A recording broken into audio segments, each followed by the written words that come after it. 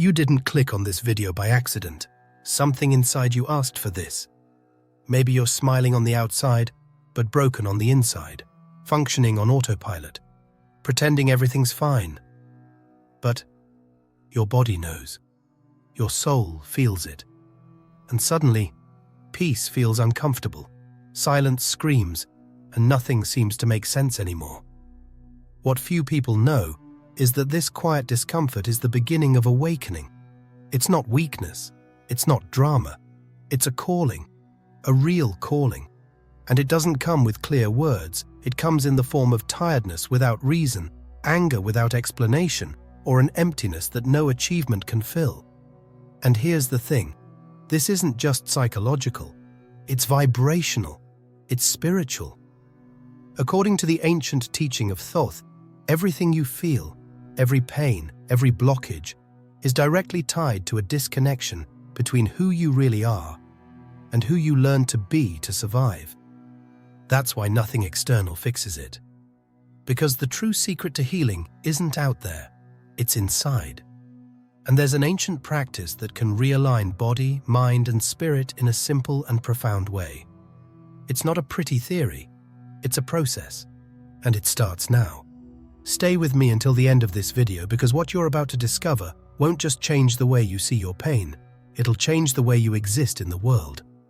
The simple practice Thoth taught is about to be revealed.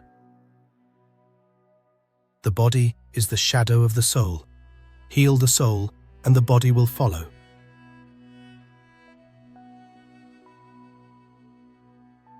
This is the moment when the soul whispers an ancient secret for the first time. But before the whisper is heard, comes the breakdown. A raw, intimate, torn moment. The scene is silent, but inside, everything roars. You look in the mirror, and you don't just see a face. You see the exhaustion that's piled up on your shoulders. You see the weight of the days you pretended to carry. You see the gap between who you appear to be and who you really are. And suddenly, without warning, without control, something breaks. It's not the mirror, it's what it reveals. And this is where the most painful moment becomes the most revealing. Because in the middle of emotional chaos, a lucidity arises. A clarity that doesn't come from the mind, but from somewhere deeper. For the first time, you realize you have a choice, and that realization is brutal. Because it carries responsibility. You can keep pretending. You can wipe the tears, pull yourself together, and stick to the script. Or you can face this breakdown as a calling, a portal, a rite of passage. Most people hesitate, because change is scary, because the familiar, no matter how painful, is comfortable. But a part of you knows that if you ignore this moment, it will come back, maybe in another form, maybe stronger. The cycle doesn't break on its own, and no one's going to break it for you. This is the turning point. The point where you realize that staying the same is more dangerous than changing. That the suffering you know no longer serves as shelter. That something inside you is ready, even if the rest of you is still shaking. This choice doesn't require certainty. It doesn't require you to know the next step. It just requires one decision, to no longer accept what's destroying you. The soul's first yes. That whisper. It's subtle, but firm. Like something inside you is saying, enough. Enough pretending, hiding, hurting yourself, trying to please everyone. And in that moment, even trembling, you slightly nod your head. A gesture, almost invisible, but carrying the weight of an ancestral decision. This is the soul's first yes. Not a yes to the world, but a yes to yourself, to the truth, to the beginning of a journey you don't understand yet, but that has already begun. The strange thing is that this yes doesn't bring instant relief. It brings discomfort. It brings doubts. It brings fear.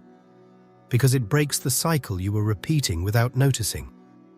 And breaking cycles, especially the ones that numb us, is an act of quiet courage. Those destructive habits you used to call distractions now sound like prisons. The drink that helped you sleep, the food that filled the void, the show that kept the silence away, all of it starts to lose its taste because you already said yes, and that yes shakes everything.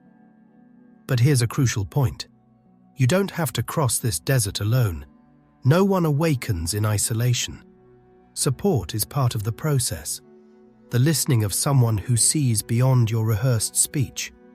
A therapist, a group, a hand that doesn't judge you, but grounds you. Asking for help is not a sign of weakness. It's the first move of real strength. Because admitting you can't do it alone anymore is a sign of honesty with your soul. Sad. It's humility in the face of your own forgotten greatness. That cry for help, even if timid, even if through tears, already starts dissolving the invisible prison. It's when you say, "I can't take it anymore," but at the same time you're saying, "I want something different." That's the crack. The opening where light begins to enter. A space where change starts to seep in. Slowly, but irreversibly. And here comes something most people ignore. It's not enough to want to change. You have to act. The soul already said yes, but the body, the mind, and the habits need to follow that decision. It's like aligning an entire orchestra after the conductor raises the baton. The first note has already echoed, but harmony only begins when all the instruments respond. And this yes is sacred, because it's the same yes that ancient initiates would say when they were ready to cross the veil of illusion.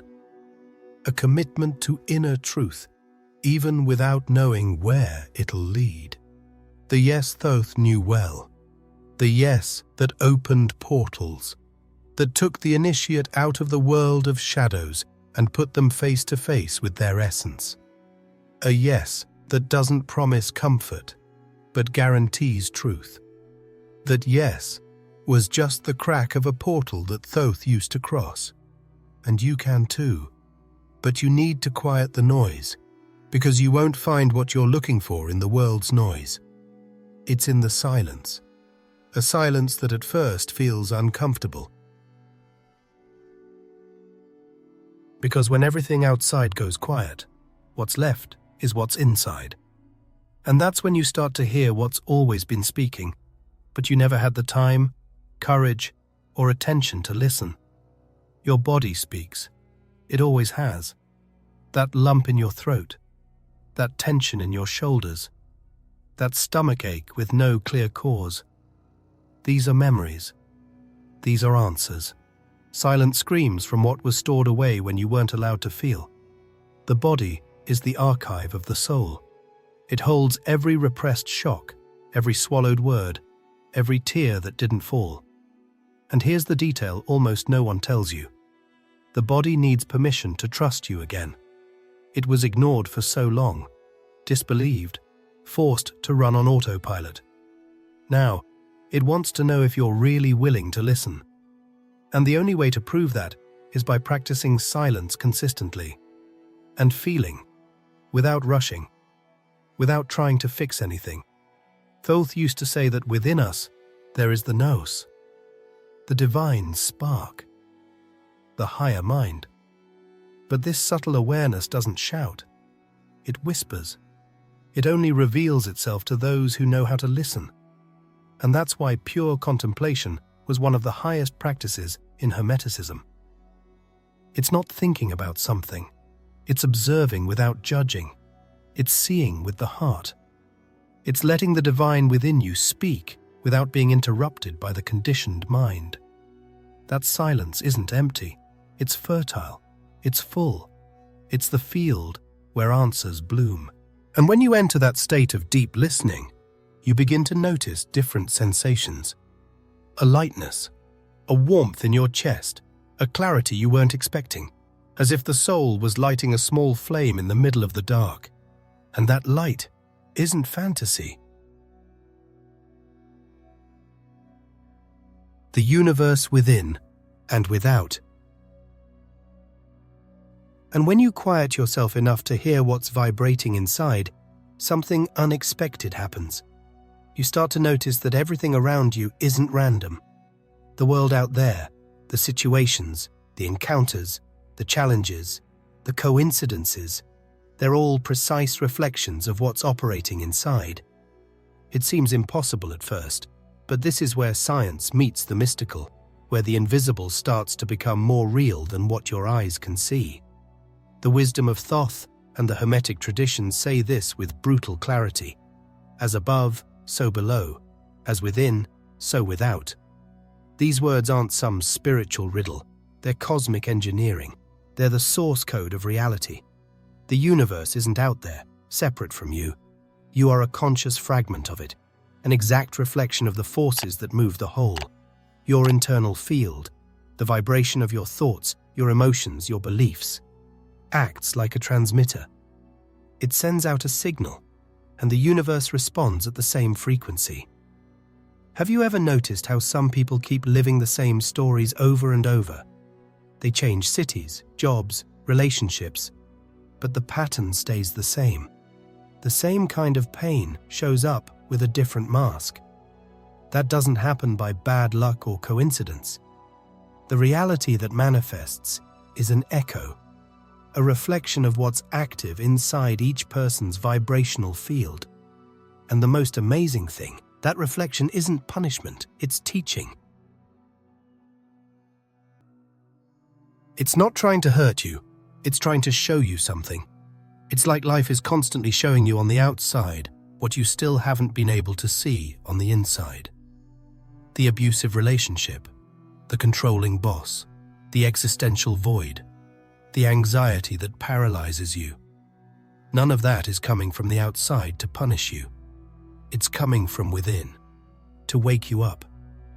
Because what you vibrate, even unconsciously, is what you attract. And this is the most uncomfortable part of the journey.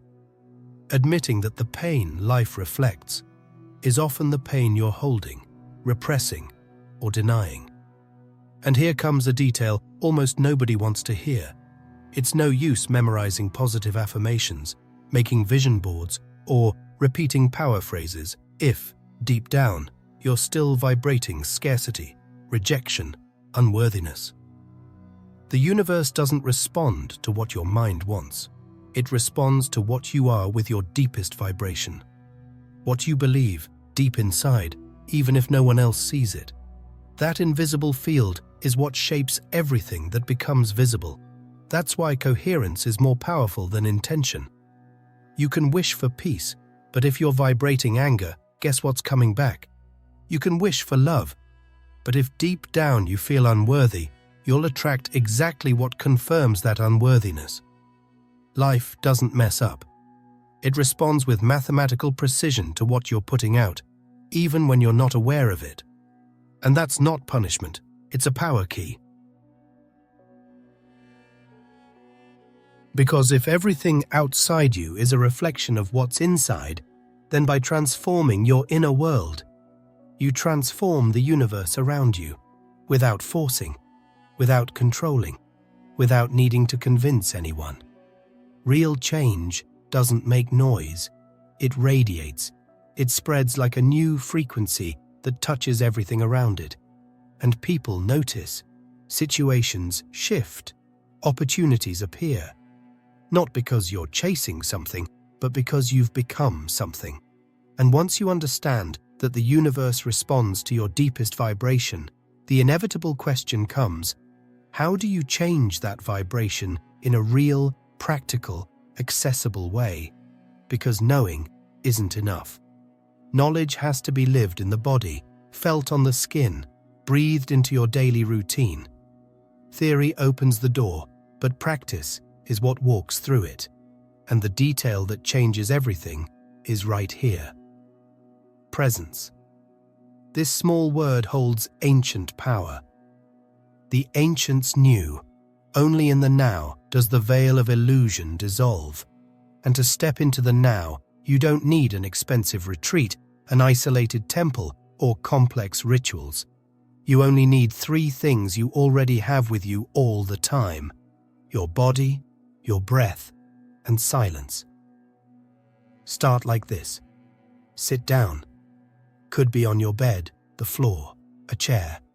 Close your eyes. Feel the points of contact between your body and the surface supporting you. Don't try to change anything. Just observe. Notice the breath coming in through your nose, expanding your belly, softly flowing out. This is the beginning of vibrational reprogramming.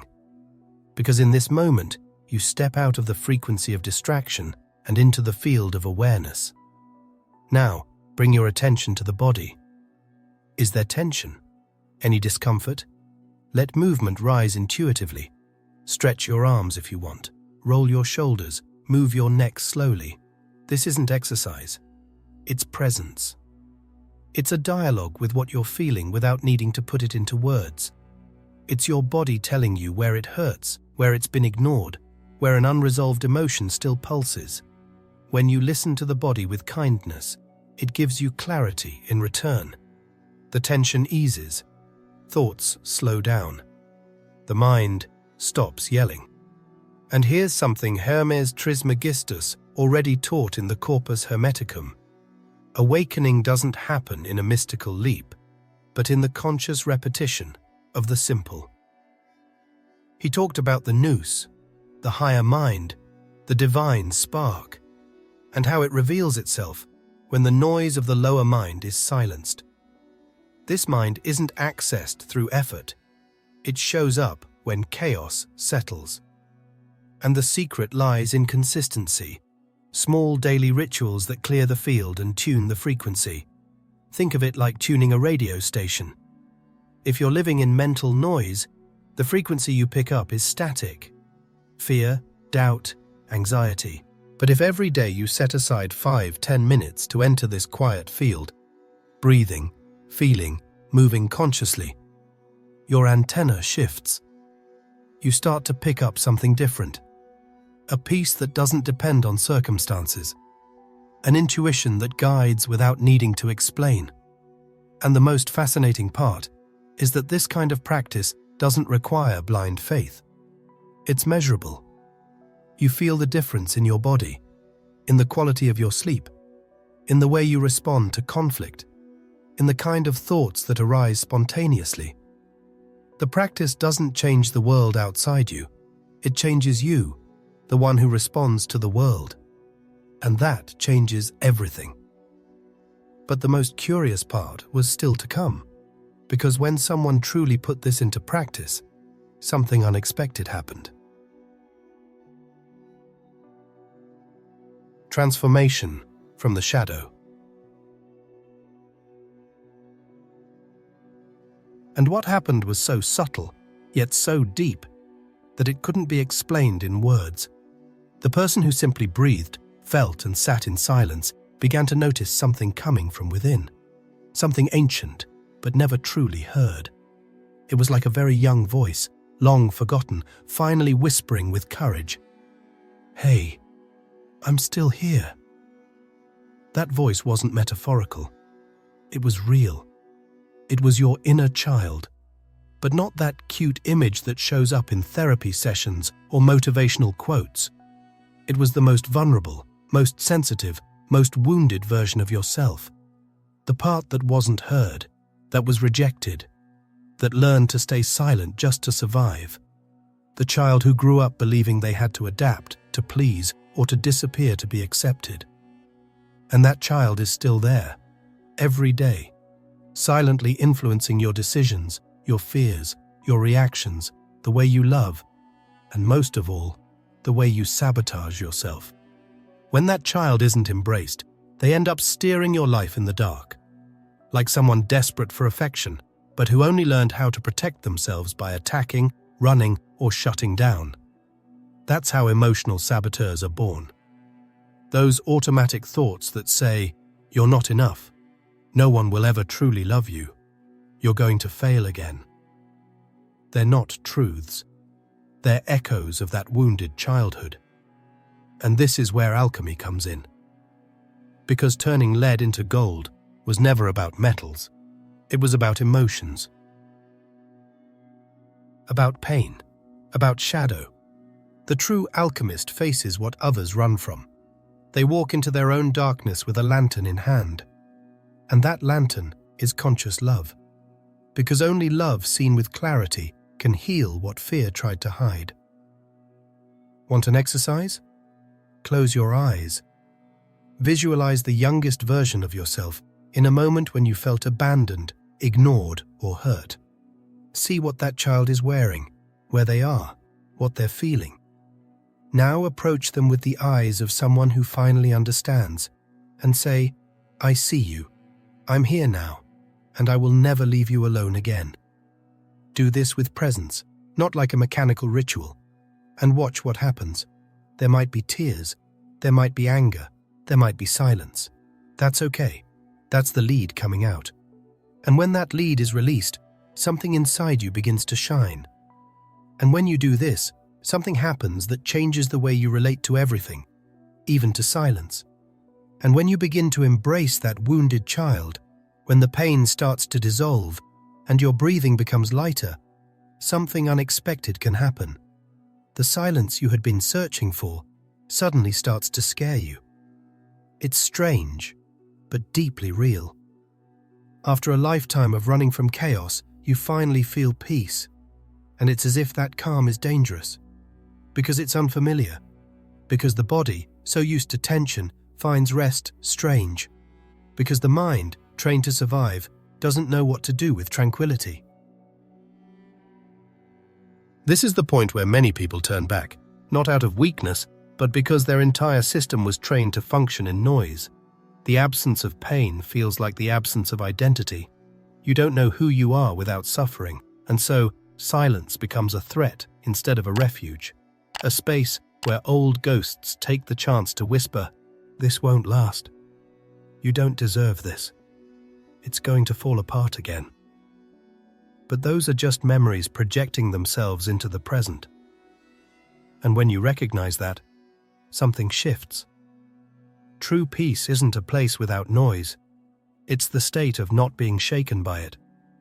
But to get there, you have to move through that layer where fear tries to convince you that feeling good is dangerous. And this is when connecting to something greater becomes vital. Because alone, the ego goes into conflict. It wants to control, to understand, to justify. But there is something that doesn't need to be understood to be real. Something that can only be felt. And once accessed, it grounds you. Call it spirituality, source, unified field, God, all that is. It doesn't matter what name you give it. What matters is that this force is available right now, not as a concept, but as presence. And you can access it, not through dogma, but with simple intention. Place your hand on your chest. Feel the air entering. Allow yourself to say in silence, "I trust." Not like someone who has all the answers, but like someone who's willing to stay, even when there's no control. That's the leap of trust. That's the beginning of true surrender. And if fear shows up, welcome it too. Say to it, "I understand, but now I'm choosing something new." Use your breath as an anchor. Inhale, counting to 4. Hold for 2 seconds. Exhale, counting to 6. Do this until your body understands that it's safe. Until your soul remembers that chaos is no longer the only possible home. That there's a new space within you. And it's called presence. In that moment, the final rehearsal begins for the secret Thoth guarded for millennia.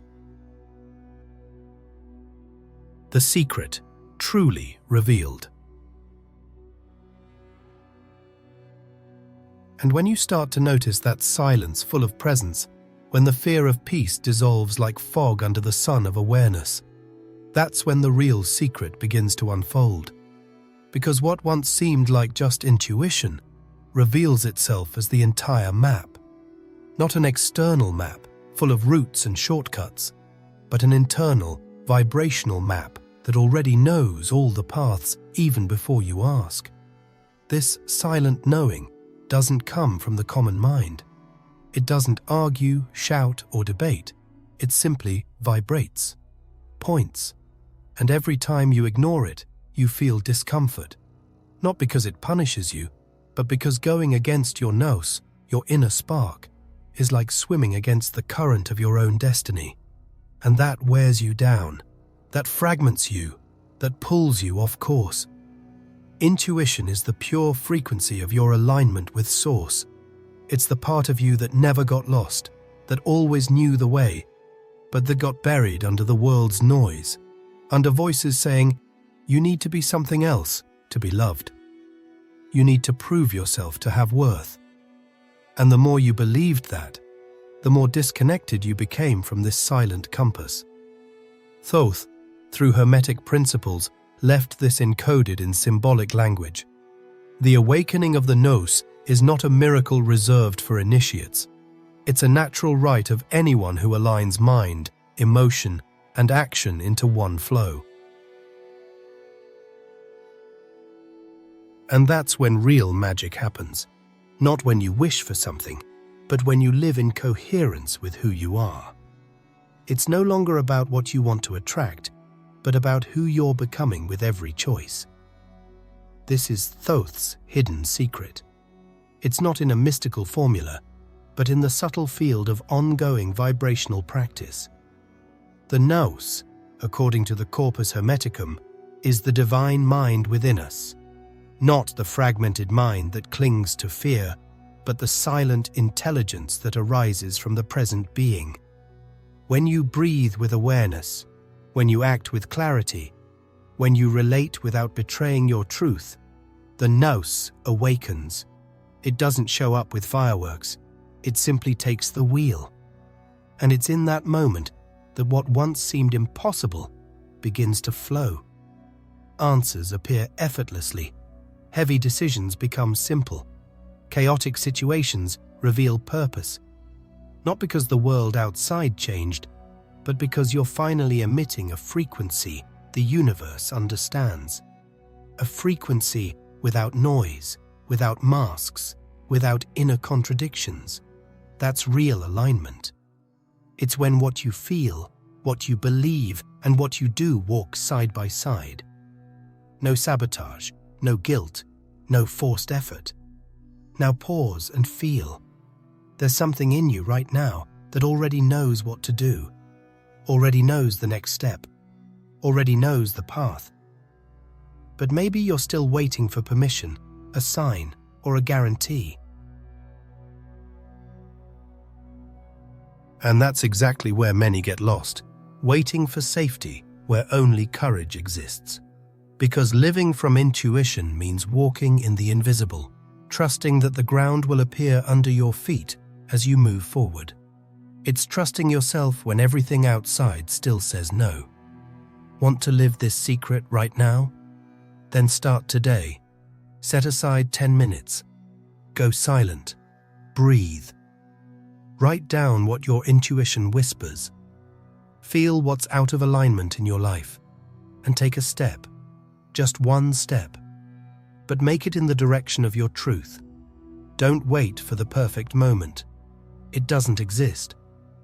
What exists is your vibrational field saying yes or no to every micro choice.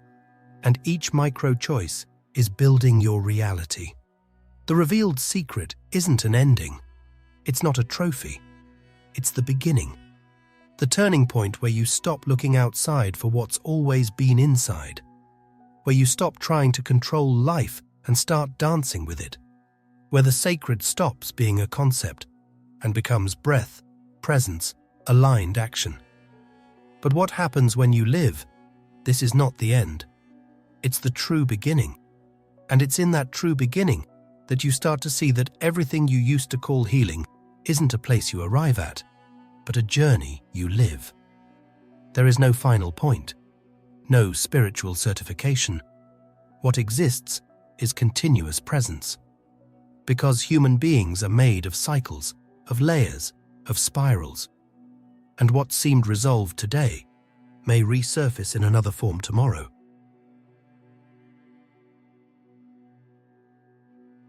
But not as a setback, rather as an invitation to deepen your presence, your compassion, your rootedness. That's the beauty of hermetic truth. Everything flows, everything transforms, nothing is fixed.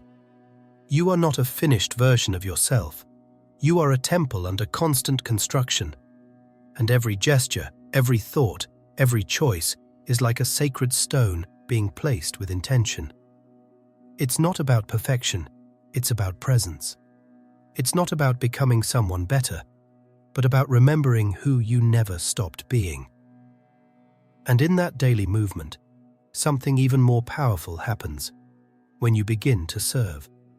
When, instead of only chasing your own healing, you offer what you've already learned to ease someone else's pain, not as a savior, but as a channel. Because by helping someone, you remember your own journey. You activate, in practice, the greatest mystery of spiritual alchemy: shared healing.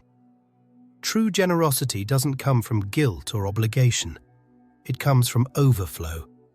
And when you offer a welcoming gaze, a sincere word, real listening, you not only transform someone else's life, but you also give new meaning to your own pain. It's as if old wounds stop being signs of failure and become portals of wisdom. You realize that everything had a purpose, that nothing was by chance, and that now you can use your story to light someone else's path. This is the essence of Thoth's teaching. The microcosm aligning with the macrocosm, the human becoming a bridge.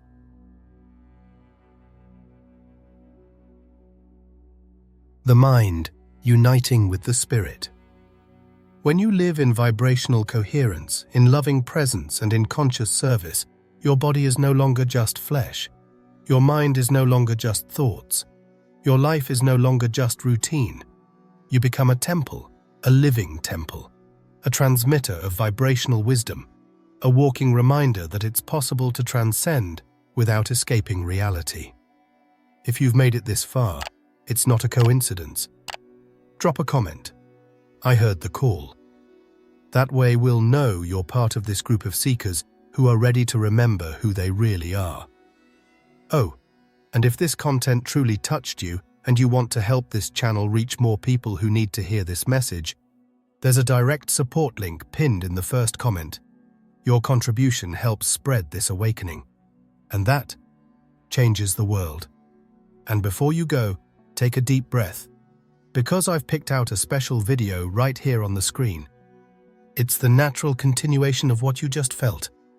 Click it, and I'll meet you there so we can take the next step together.